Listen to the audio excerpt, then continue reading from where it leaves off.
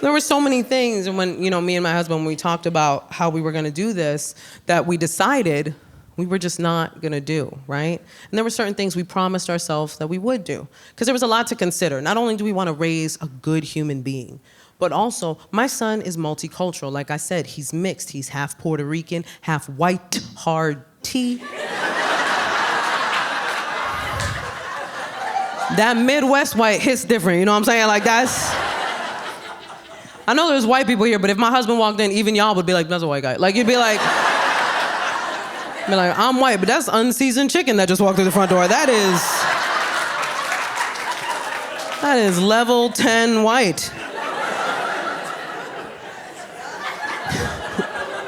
Don't y'all come for my porcelain king. There's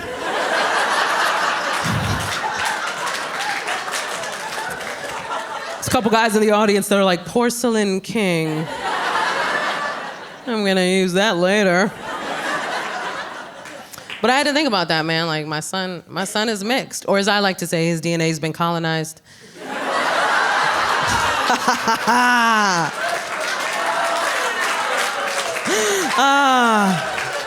That is my favorite way of saying it. Because people are always like, wait a minute. She snuck in history.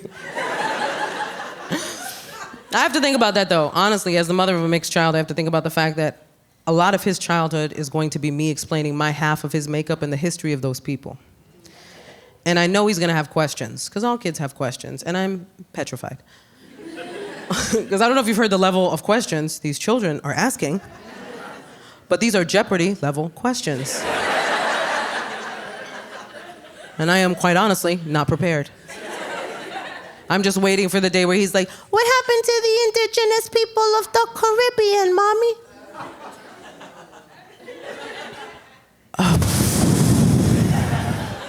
And then I just look at his dad.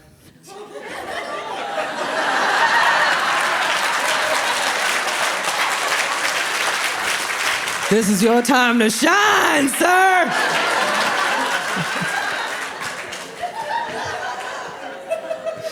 My poor son is walking around like, I come from the oppressor and the oppressed. I'm the problem and the solution. Oh. I'm like, that's right, baby. Also, don't take no blankets from daddy's side of the family. If you got that last part,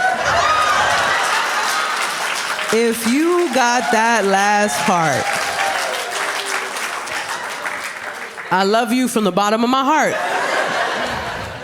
Because the amount of times I'd looked out at an audience of people that's like, what's wrong with their blankets? What's wrong? What's the thread count on the blankets?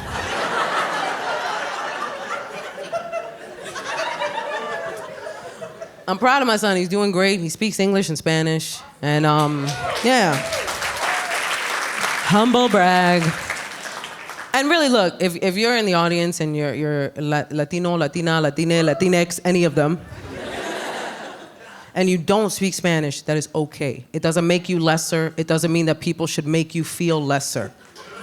I spent a lot of my younger years so judged because I didn't speak Spanish well enough for the people around me that I just stopped altogether and didn't learn till I was older. And here's the thing, I'm also third generation. And if you're third generation, then you know what I'm talking about. By the time I came around, everybody had assimilated already. So English was the norm in our household. When my parents were growing up, it was different. They spoke Spanish only inside the house. But that's because at that time, there was something called a gag law, where Puerto Ricans could not display a Puerto Rican flag or speak or sing any patriotic songs. So it was dangerous to speak Spanish outside of the house. So for me, I didn't speak it in the house. I only spoke English, so I learned it from all of my coworkers when I started working. And all of my coworkers were Mexican.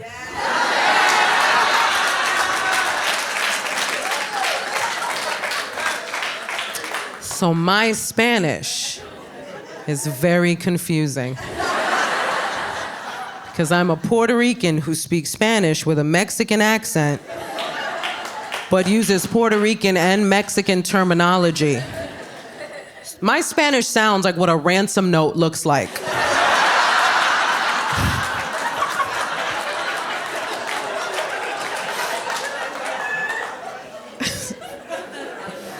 Like, people who are fluent in Spanish hear me speak Spanish and they're like, where are you from? I don't know, man, I'm trying to figure it out. My son does, he speaks Spanish, but he's nervous in Spanish, so he like whispers in Spanish. I know, it's adorable and creepy, huh? Kids do not know the rules of whispering, so they just like do it whenever. I'll be like washing the dishes and behind me I hear, siete.